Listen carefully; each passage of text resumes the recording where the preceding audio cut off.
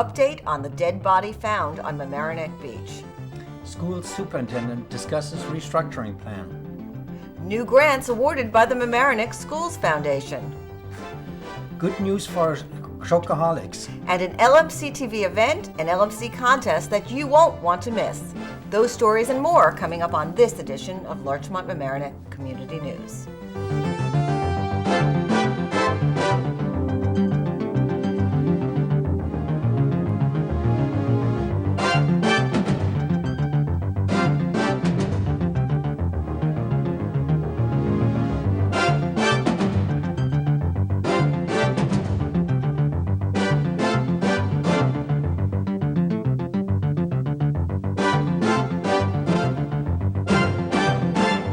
Hello and welcome to Larchmont Mamaroneck Community News. I'm Maura, Carlin. And I'm Sven. Oehme. Our top story. Mamaroneck police still are looking for help in identifying the dismembered body found on March 3rd in a suitcase on a Mamaroneck Village beach. Since the day the body was found, the identity of the body has been a mystery. Initially, detectives thought that a tattoo on the body might direct them to identifying the victim. But the double cherry tattoo that they found on the body and that they displayed on flyers and tattoo parlors in New York City and Westchester County did not lead to uncovering the woman's identity. In the suitcase, police officers found a tan long-sleeve top and gray-colored slacks, which have care labels in Spanish. Police are reaching out to the Hispanic media for help. At a press conference held on March 15th at the Emlyn Theater, organized with the help of Hispanic County Legislator Jose Alvarado of Yonkers, police hope to get the Hispanic media involved.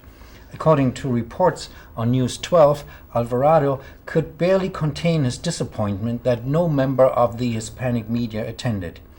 Anyone who might have any information regarding the victim can call the Village of Mamaroneck Police Department at 914-777-7780 or the Detective Bureau at 914-777-7743 and ask for Detective David Castorella or Detective Sergeant Robert Holland. Mamaroneck School Superintendent Dr. Paul Freed recently proposed an administrative restructuring that drew fire from teachers, not parents. The more controversial aspects of the plan involve the creation of an extra layer of administration. Directors for grades 6 through 12, that's for Hommox Middle School and Mamaroneck High School combined, for the individual curriculum areas such as math, science, English, social studies, and foreign language, plus guidance. He spoke to me about the plan and some modifications he's made after talking to concerned community members. The changes that were made from the original proposal for administrative restructuring were that in the particular area of director of guidance, we have in fact decided not to go forward with that particular position and instead use the model that's presently in place, which is a chairperson for guidance here at Mamaroneck High School. In addition, in order to support the middle school in a way that we believe makes sense and help support the guidance effort there, we are creating a new stipended position with a small stipend, a coordinator of guidance for grades 6 through 8. And we believe that now we'll have that support at both schools.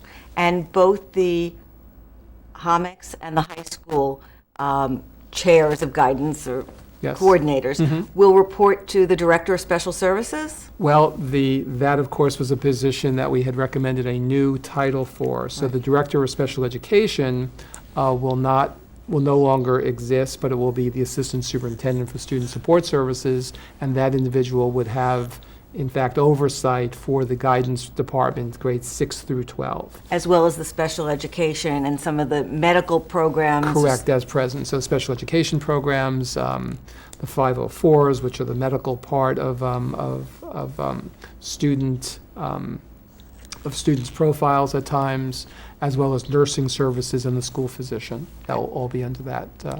And in the special education department, you've also made a change about the directors of special ed? Yes. Right now in special education, we have 2 assistant directors, one assistant director for elementary education and one assistant director for secondary education. And in listening carefully to parents and to teachers and to other people, we did recommend a change to move those positions to director positions. Since we no longer have a director of special education, it gives them, I think, an opportunity to have a greater presence in the role and the lives of the students by having those titles revised. Okay, and the current director of special ed is retiring, unrelated. Peter Behrens, yes, he Right. is retiring. Yes.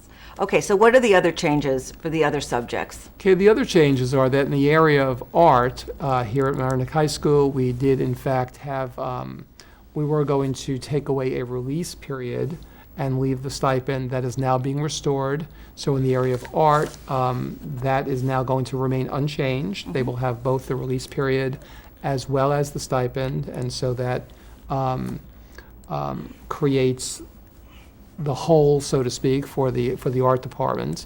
And we still will be looking at the Director of Cultural Arts to provide ongoing support for the music, art, and theater arts departments. So that is one of the revisions we've made, is restoring that. And in the area of foreign language, when we brought in the concept of directors for the four main content areas, English, math, science, and social studies, we did not recommend one for foreign language. But at that time, we were considering, again, taking away the release period. We are restoring that. We do believe that's an important consideration to have been made. What changed your mind and made you make these changes? Well, from the beginning of the proposal that I had made before the Board of Education and Community, I did in fact say that now that I had put this proposal on the table, that I certainly was willing to listen and to consider opinions of others and hear from our teaching colleagues, from parents, from the Board of Education, from all of the stakeholders. And after hearing from them and weighing different options and choices, I did think that there were reasons based on information I'd received that would make sense to make these changes. I think, in fact, being collaborative in this kind of way is an important part of working together. What is the financial impact of the modifications? Has that been quantified? It actually has. I'm not surprised. The difference actually between the changes that I've made is somewhere in the $10,000 range. So it's not very large in the scheme of the entire budget. So I take it these decisions weren't made on a dollars and cents basis? They were not. They were made on a common sense basis? They were made on a common sense basis, on a willingness, in fact, to listen well and listen carefully, and again, make compromises when I felt that they were educationally valid to do so. Well, we appreciate your coming in to explain the modifications you're making to the proposal. Let me tell everyone out there to stay with us, because later on the show we'll be back with Dr. Freed to talk about some of the tougher questions, like the great divide between parents and teachers on some of these issues, why the plan was developed and presented without teacher involvement, and also the whole financial impact on the budget. Mamaroneck Village resident Suzanne McCrory paid about $15,000 in legal fees to finally obtain a copy of a village official's financial disclosure statement. She has now filed a lawsuit that is pending before the state Supreme Court in White Plains. She's suing to be reimbursed for the amount she had to spend, as under New York State's Freedom of Information law, she believes that she should have received the document that she asked for without any problems. Under the revised New York State Freedom of Information law, McCrory is using a provision that allows for the reimbursement of legal fees when a person substantially prevails in a matter for which the government did not have a reason to deny access. Mamaroneck attorney Leno Schweretter told the Journal News that under the village's ethics code, the financial documents, disclosure statements of village officials, had to be locked away and were only to be shown to the members of the Board of Ethics. Therefore, the village thinks that it was not unreasonable to withhold the documents that McCrory was seeking. McCrory's request concerned the financial statement of then Planning Board Chairman Larry Frioli. She knew that he had financial interests in a number of properties within the village, and she wanted to see whether any of the decisions that the board made while he was chairman might have been influenced by his financial holdings. When McCrory made her request, it was first denied by Clerk Treasurer Augustino Fusco. He told her about the village's ethics code that would not allow him to give her the document. Later, village manager Leonard Verastro upheld that decision. McCrory was told about other court decisions where it was held that local governments cannot reduce the rights of a citizen under the Freedom of Information law. When the village was told by the court to hand over the documents, it did so and did not continue the legal fight. McCrory now wants to be reimbursed for the $15,000 she had to spend to hire an attorney to get the information that she was seeking. If an inconvenient truth grabbed your attention, and even if it didn't, the Sheldrake Environmental Center is bringing it home. Lynn Crowley, who trained with former Vice President Al Gore and environmental experts, will do a slideshow presentation entitled Global Warming and What We Can Do About It. The presentation will focus on how we can make adjustments in our lives to address the serious effects of global warming. According to Marie Venezia, the Sheldrake's executive director, as quoted in the Larchmont Gazette, the event will be held Sunday, March 25th at 3 p.m., and it's part of the Sheldrake Spotlight series. As we told you a couple of weeks ago, Westchester County's B-Line buses will be switching to Metro cards as of April 1st. On April 1st, customers of the bus system will only be able to use coins or Metro cards to pay for the fare.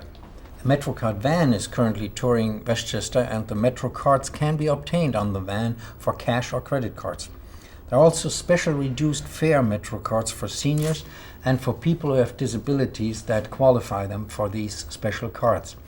In case you cannot meet the van, you can also go to about 50 neighborhood stores and 43 Metro North train stations in Westchester County to obtain the new cards. Furthermore, you can call 914-813-7777 to file an application, or you can also visit the county's website at www.westchestergov.com. Click on Transportation and select Smart Commute to get more information. Again, as of April 1st, the B-Line buses will only accept Metro cards or coins. How do you give money for school programs without increasing taxes? Mike Witch teaches about the Mamaroneck Schools Foundation and its newest grants. Almost $280,000 has been promised by the Mamaroneck Schools Foundation for things like books, guest speakers, trout, and kayaks. In the latest round of awards, the foundation recently announced 31 new grants, totaling $277,000 for the 2007-2008 school year. Among the initiatives funded, the Trout in the Classroom Science Program for 7th grade students. Hands-on activities teach about ecosystems and encourage responsibility for the environment. The Sheldrake On-Site Laboratory, a lab and classroom at the Sheldrake Environmental Center, will allow 5th graders from all the schools to explore pond life as part of their Micro-World Study Unit. Students at Central School will enjoy Sing a Song of Literacy, which adds a musical component to the core program there. Also supported by the foundation will be an evening series of guest speakers for parents, a program to help Latino students into college, and a poet in residence for special education students at Mamaroneck High School.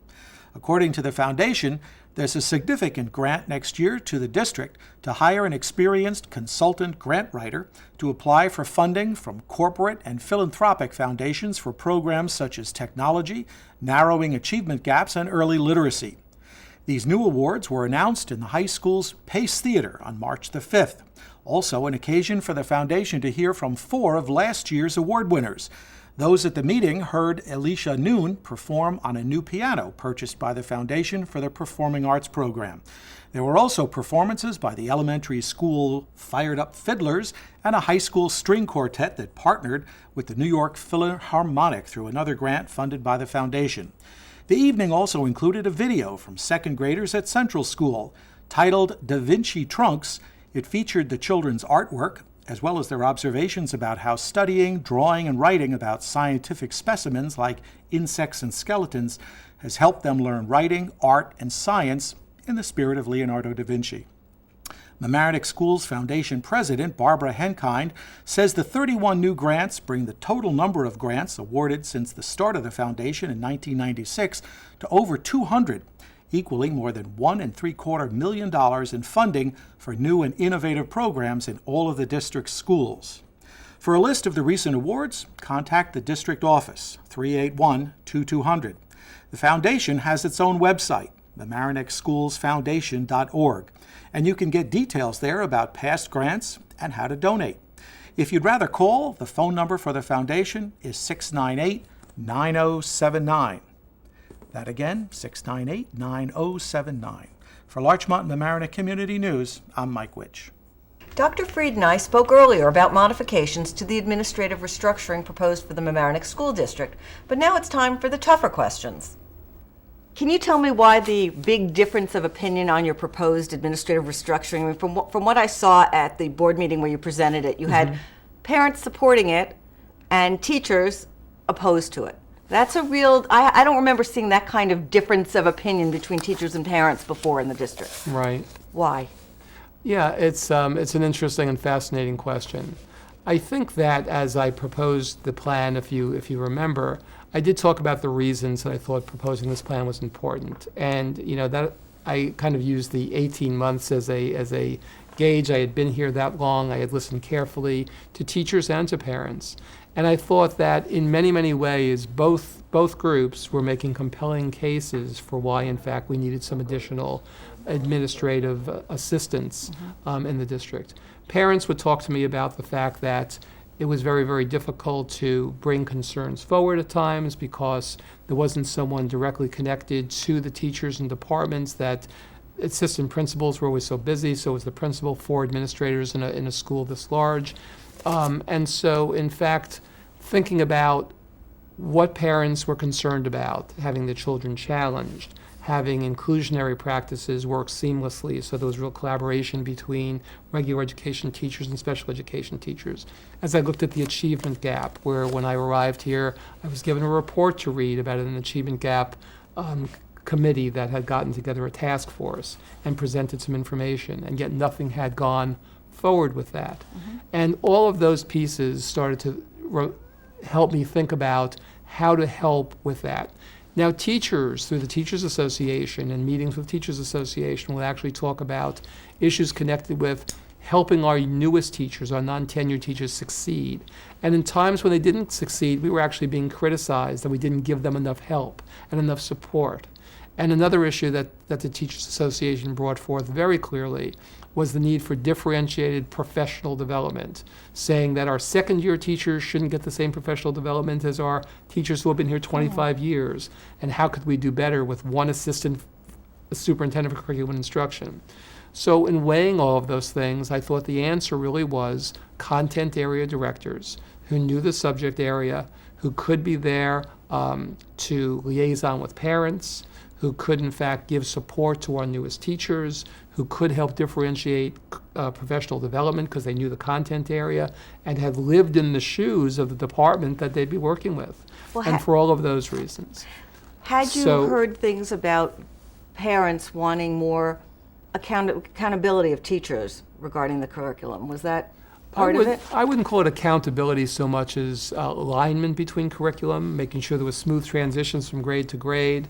There were conversations at times about my child's in the same class as your child, in the same, not the same exact classroom, but the same subject, 2 different teachers. And completely different classes seem to be going on.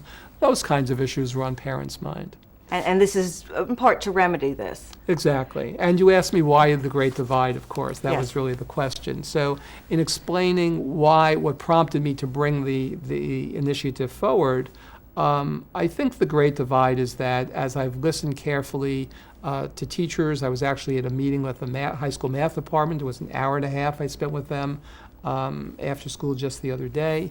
I think there's a real concern on the part of teachers that the wrong person is going to come into their department and is going to mandate all of these unreasonable changes, act in a way that's going to cause them harm in some way, almost threaten their ability to make decisions for themselves, to work collaboratively with each other. And that's not what I'm proposing at all. And I talked to them at great length about that. What I'm proposing is someone who's going to work collaboratively, who's going to be supporting their practices, who can support their professional development, who can help our youngest teachers, and who can help our tenured teachers as well. Our tenured teachers go through a cycle of an improvement cycle, so to speak, in terms of evaluation, and they do projects and collaborative projects, and yet our present administration doesn't really have the time to thoughtfully sit with them, work on those projects with them, evaluate and give them feedback on those projects. They'd have people in their departments to now do that. On the other hand, you have, from what I heard from teachers, there was a concern that there was going to be someone else looking over their shoulder. The new directors will be doing their evaluations and making decisions about tenure, and that seemed to be of great concern. Right.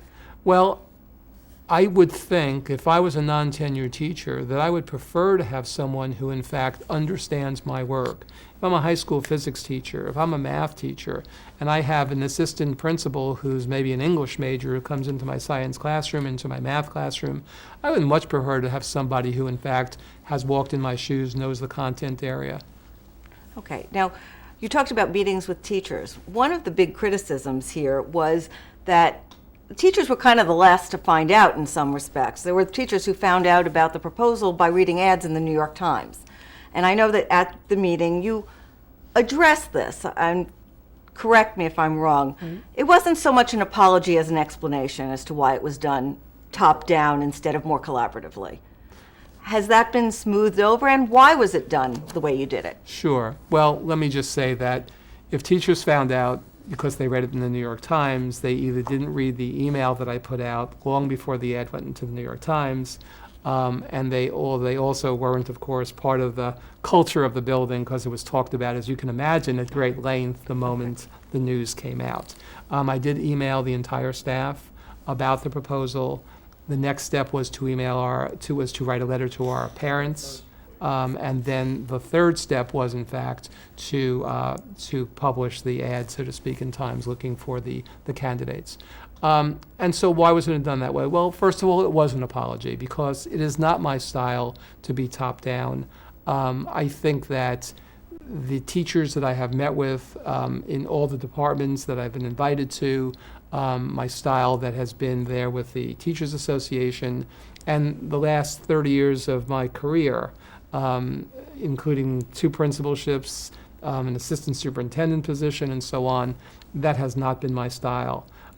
So why a decision like this? Well, I felt that in the position and the role I have, and in reading all the information that was gathered from the community in terms of what they were looking for in a superintendent, what things they hope to be able to change, in my conversation with the teachers and with the parents, I felt that this was the right time to, in fact, bring forth an initiative that would start people talking about changing the culture of the school district.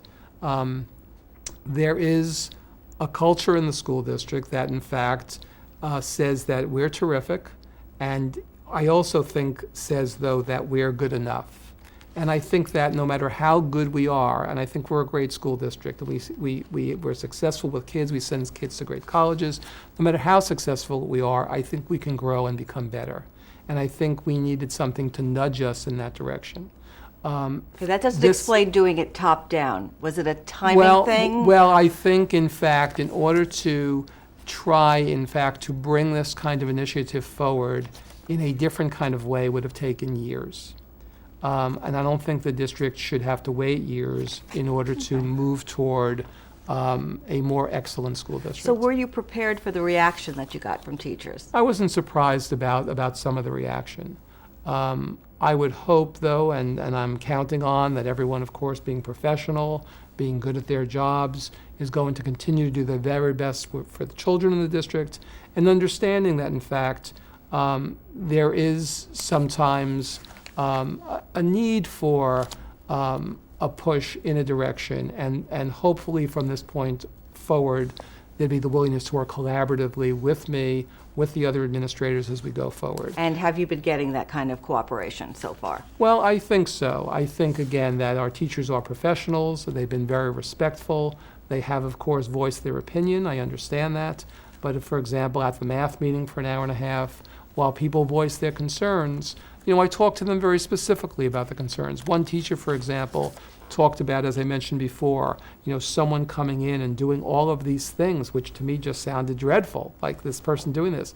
And I said to the group, I said, imagine that you went to sleep tonight and you woke up tomorrow morning and suddenly you all had bestowed upon you administrative degrees.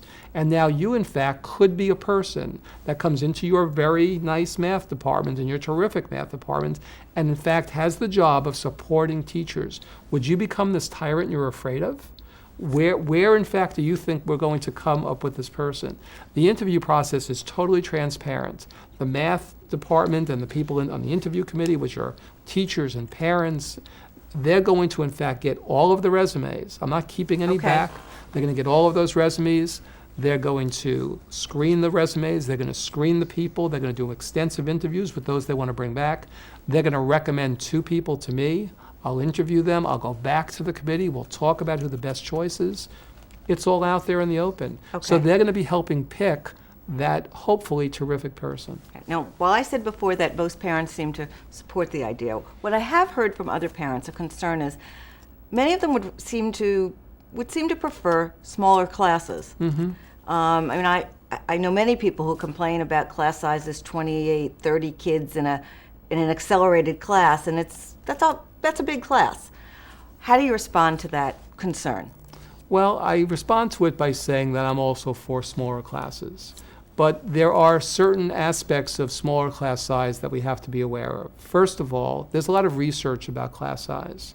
And there's none to support, in fact, that a class of 25 succeeds better than a class of 28. I know it feels better, but in fact, unless the teacher changes their teaching methodology and does something differently, lecturing, for example, to 28 as opposed to 25 doesn't necessarily change the outcome. But going below 25, isn't there evidence about smaller class size, whether it's 20, I don't know what the right number is an important factor in the education of a student? The research that's been done has been done in the elementary education, and it's been done K through 3, and it's class size of 18 below. I think that, again, if teachers want to make the argument that if they in fact had much lower class size, they were going to then teach in cooperative groups and in small kinds of instructional settings and so on, and if in fact the community is behind those kinds of initiatives, I'm certainly there. It's a matter of can we pay for it. Okay, and speaking of which, I have one, I'm sorry, we're running out of time, but I have one last question. The financial impact of all these changes on the budget. In terms, you proposed a budget that I think 6.6% tax hike? It's actually going down just a little bit, but roughly about 6.4 something at this point. Okay, I assume that you would tell me that that's about average for comparable districts in the area? It's in the ballpark. Okay. Yes. What percentage of the budget tax increase is allocated or due to these changes, if you've done that math? I really haven't. You don't? I really haven't. But the entire package, so to speak, I think we talked about somewhere in the neighborhood of between either 250 and 350,000, depending on if the directors teach a period or not. And, again, not to minimize that amount of money because it's significant. But what's the whole budget? But the whole budget is very close right now to $112 million. Okay. And so it is, something in the hundredths of a percent of the entire budget. It is for the impact that I believe it will make, I think it is well worth the cost. Okay. Love the local public libraries? Can't get enough of your LMC-TV? Mike Witch knows how you can support both. LMC-TV will honor Larchmont and Mamaroneck libraries at the station's annual Sunny Award fundraising dinner Sunday, April 22nd at the Mamaroneck Beach and Yacht Club. Mike Charles, president of the station's board, says our libraries are not just about books, they are vital, exciting places that offer lectures, classes, and cultural nourishment. He adds they've also done a great job keeping up with technology. The Sunny Award is named for one of LMC-TV's founding board members and biggest supporters, Sonny Goldberg. In the past 9 years, the award has been given to dozens of individuals who've shown a steadfast commitment to the Larchmont-Mamaroneck community. Mike Charles points to the current building initiatives of both libraries. Mamaroneck has unveiled plans for a multi-million-dollar expansion, and Larchmont is renovating its children's book department. Says Charles, A library improves the lives of the community it serves by providing unlimited access to knowledge, and the Larchmont Mamaroneck Libraries, he says, exemplify this commitment. We should note that LMC-TV has one of its 2 studios in the Mamaroneck Library Emmelin Theater Complex. LMC-TV is inviting everyone to join in celebrating the Larchmont and Mamaroneck Libraries' commitment to access Sunday, April 22nd, 4 p.m. to 7 p.m. at the Mamaroneck Beach and Yacht Club. Tickets are $80. That includes cocktails, hors d'oeuvres, and dinner. For more information, contact LMC-TV's Associate Director, Jessica Pazuoli, 381-2002, 381-2002. Reporting for Larchmont Mamaroneck Community News, I'm Mike Witch. Don Lewis has a sweet story for all you chocoholics out there. It's 4,000 years old. The Aztecs worshipped it as a god. Christopher Columbus was the first European to taste it, and he found it quite bitter. Somewhere along the line, the problem, of course, of taste was solved by adding sugar to it. The Spanish explorer Hernán Cortés introduced it to the rest of the world. It was only used as a beverage until the Dutch turned it into a food in 1828, but it was a man named Milton that put it on the map. His name was Milton Hershey, and of course, I'm talking about chocolate. We're here at one of the newest retail members of the Mamaroneck family on Mamaroneck Avenue, Chocolation, and we're here with the owner, Mrs. Maria Valente. How did you learn to become a chocolatier? I certainly did not learn it in school. I went to law school, so I did not learn anything about making chocolate there.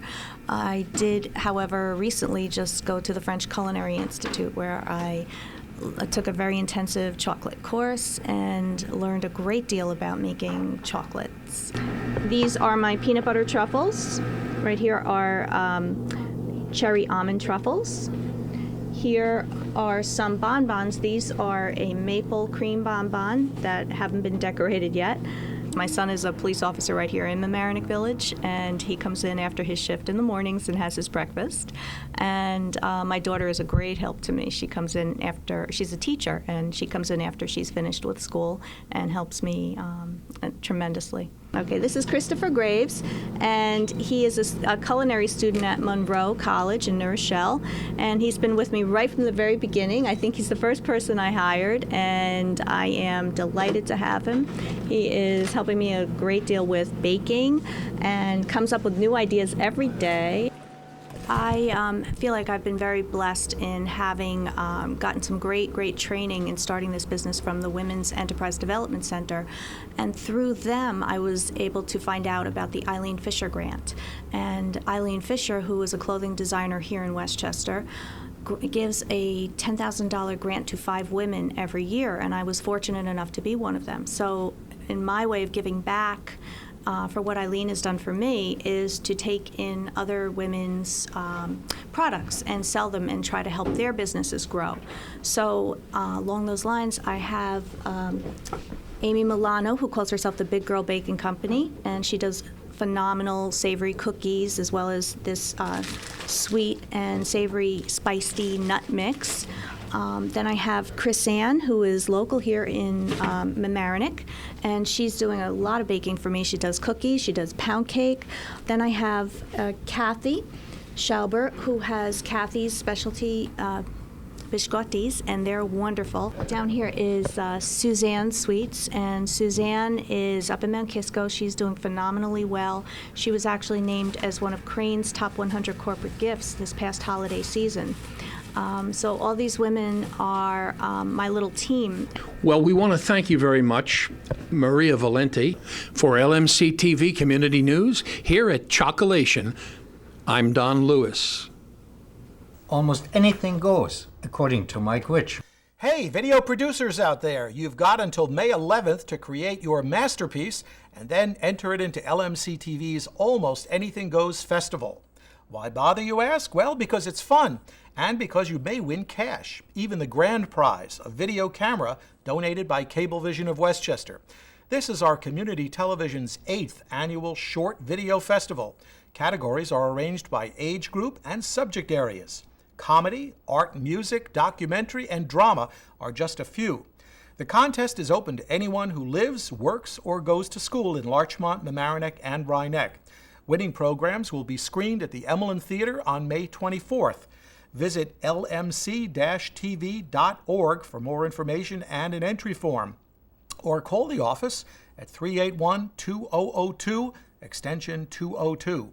That number again, 381-2002. Reporting for Larchmont Mamaroneck Community News, I'm Mike Witch. Thanks again for watching Larchmont Mamaroneck Community News. I'm Sven Oehme. And I'm Maura Carlin. We'll see you next week.